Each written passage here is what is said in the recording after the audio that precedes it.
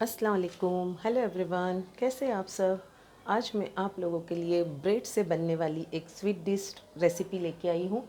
बहुत ही झटपट बन जाती है। आप किसी भी मेहमान आने पर भी बना सकते हो या डेली के खाने के लिए भी आप कभी दिल करे मीठा खाने का तो बना सकते हो। आज मेरा दिल कर रहा था बड़ा मीठा खाने के लिए, तो मैंने बोला चलो घर के लिए बना रही हूँ तो आप लोगों के साथ भी ये शेयर कर दूँ रेसिपी।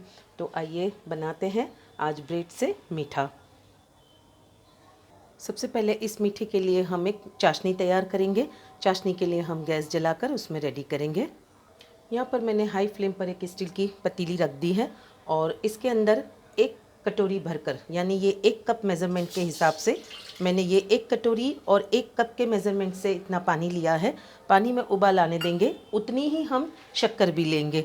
पानी में जब उबाल आ जाएगा तब हम शक्कर मिलाएंगे। तो आप किसी भी कटोरी का मेज़रमेंट कर सकते हो या कप के हिसाब से जितना पानी लेंगे उतनी ही आपने शक्कर लेनी है। तो आइए अब इसको उबलने देते हैं हम। आप देख सकते हैं पानी में उबाल आ गया है। अब इसी नाप से हम 1 कटोरी इसमें शक्कर लेंगे। ये कप के हिसाब से देखेंगे तो 1 कप है। शक्कर को हम चलाते हुए इसे पानी में घोल लेंगे हाई फ्लेम पर। और इस स्टेज पर अब हम इसमें डालेंगे कुछ धागे केसर के, मैंने गर्म पानी में भिगा दिए हैं। ये भी हम इसमें ऐड कर लेंगे और इसी के साथ थोड़ा सा हम फूड कलर भी ऐड करेंगे।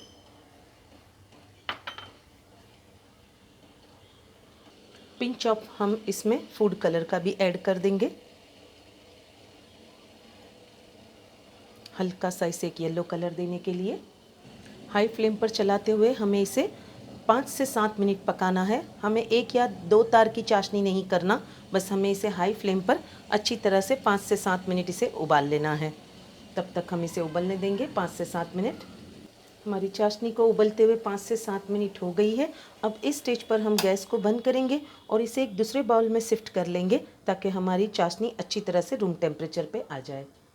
एक बाउल में मैंने यहाँ पे चाशनी को शिफ्ट कर लिया है।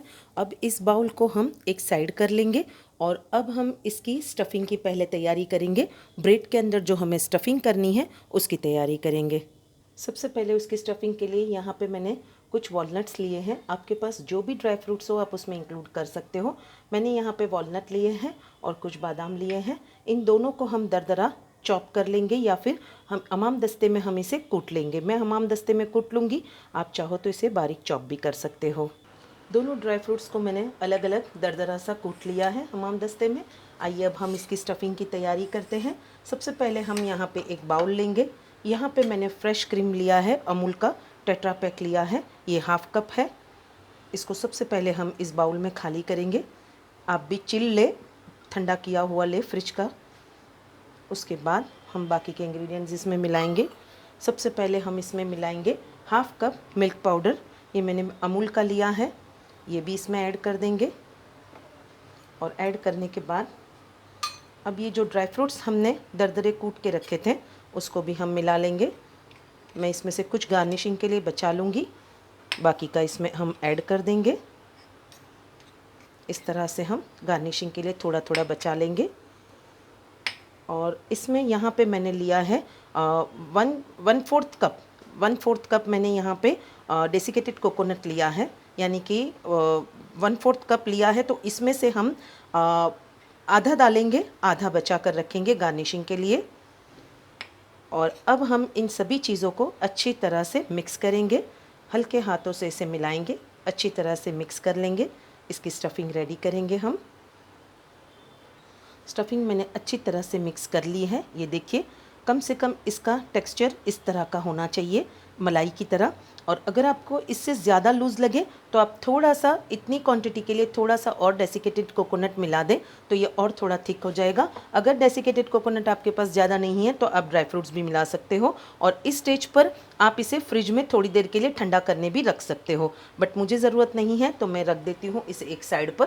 और अब हम ब्रेड लेंगे और ब्रेड बिल्कुल आपने फ्रेश लेनी है और अब हम इसकी कटिंग करेंगे। यहाँ पे मैंने 12 स्लाइस ब्रेड की ली है और ये बिल्कुल फ्रेश है, आप देख सकते हो। आपने बिल्कुल फ्रेश ब्रेड लेनी है, बासी ना लें। और इसमें हमारे ये 12 पीस ब्रेड में हमारे 6 पीस बनकर रेडी होंगे। आइए अब हम इसको कटिंग करते हैं। अब सबसे पहले हम एक चॉपिंग बोर्ड लेंगे। चॉपिंग बोर्ड पर इस तरह से एक स्लाइस रखेंगे।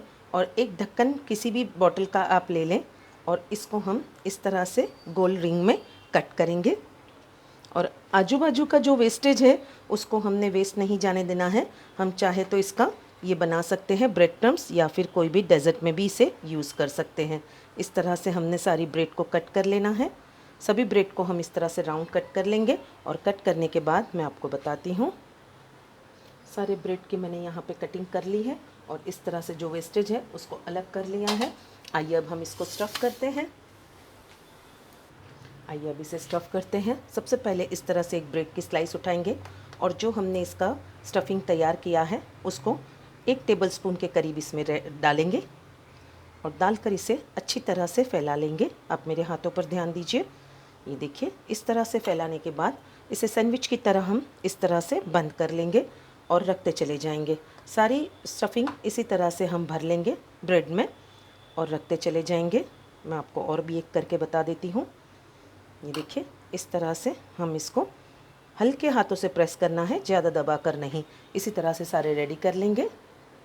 इतनी स्टफिंग में हमारे 6 पीसेस रेडी हो गए हैं। ये सारे स्टफिंग करके मैंने रेडी कर लिए हैं। अब मैं आगे का प्रोसेस बताती हूँ। ये इतनी बच गई है हमारी जो स्टफिंग थी वो, और इसमें आराम से और एक ब्रेड बन जाएगी। मतलब टोटल आपके 7 पीस रेडी हो सकते हैं। अब ये जो स्टफिंग की हुई हमारी जो ब्रेड है, तो हमारी चाशनी पूरी तरह से रूम टेम्परेचर पर आ गई है। अब हम एक एक ब्रेड को इस तरह से उठाएंगे। उठाकर इसको इसमें हम डिप करेंगे इस तरह से। हल्के हाथों से आप भी एहतियात से डिप करें। इसकी जो किनारियां हैं ये भी हमारी सिरप में भीगनी चाहिए। इसी तरह से हम सेकंड साइड भी इसकी डिप कर लेंगे। और डिप करने के बाद आप देख सकते हो, मेरे हाथों की तरफ ध्यान दें, ये दोनों तरफ से अच्छे से डिप हो गई है।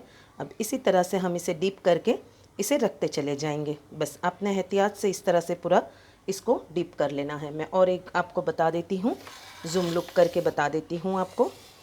ये देखिए, ये शुगर सिरप जो हमने केसर वाला बनाया था उसमें इसे इस तरह से डिप करना है।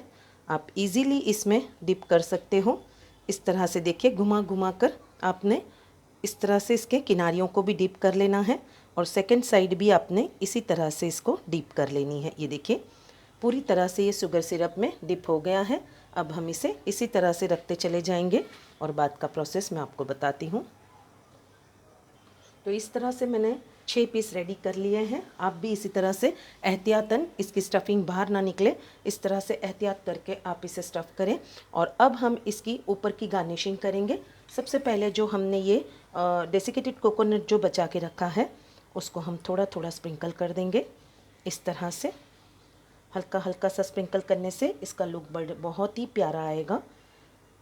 इस तरह से आप इसे स्प्रिंकल कर दें। सभी पीसेस पर हम करते चले जाएंगे। अब इस तरह से मैंने डेसिकेटेड कोकोनट डाल दिया है। अब ये जो हमारे 2 ड्राई फ्रूट्स मैंने बचा कर रखे थे गार्निशिंग के लिए, इसको हम मिक्स कर लेंगे। ये बहुत ही झटपट बनती है और इसकी स्टफिंग में इसीलिए शुगर नहीं मिलाया जाता कि जो मिल्क पाउडर होता है उसमें शुगर होता है इसलिए, और ऊपर भी हम चाशनी बनाते हैं तो फिर डबल मीठा हो जाएगा। अब हम इसमें बीच बीच में इस तरह से थोड़ा थोड़ा सा ये हमारा जो बचा हुआ जो गार्निशिंग के लिए हमने रखा है ड्राई फ्रूट्स, उसको हम इस तरह से रखेंगे। बिल्कुल सेंटर में रखें आप, हमें इसको इसी तरह से रखना है। सभी पर रखते हुए चले जाएंगे हम। इस तरह से हमने ड्राई फ्रूट्स को रख दिया है और इसको थोड़ा थोड़ा सा हम उंगली से इस तरह से फैला लेंगे ताकि हम एक बीच में जगह क्रिएट कर सकें। इस तरह से फैलाने के बाद ये जो मैंने चेरी ली है जो पान में यूज़ होती है, और उसको हम इस तरह से सेंटर में रख देंगे। ये बड़े ही खूबसूरत लगते हैं जब इस तरह से अगर सेंटर में रख दो तो इसका लुक जो है वो बहुत यम्मी लगता है। और हमेशा आप एक बात का ध्यान रखें कि खाना जितना लुक दिखने में डिसेंट होगा और ग्रेट होगा, उतना ही इंसान खींचता हुआ उसके पीछे चला जाएगा। ये देखिए, इस तरह से कुछ मैंने रेडी किए हैं।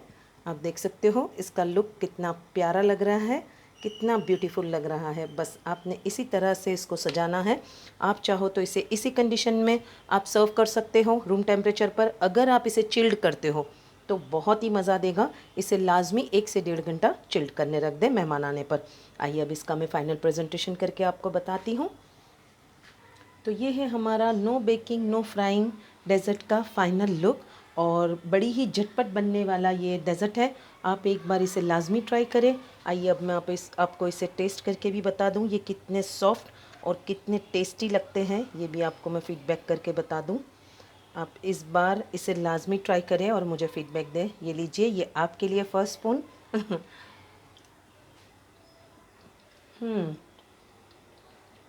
यम्मी।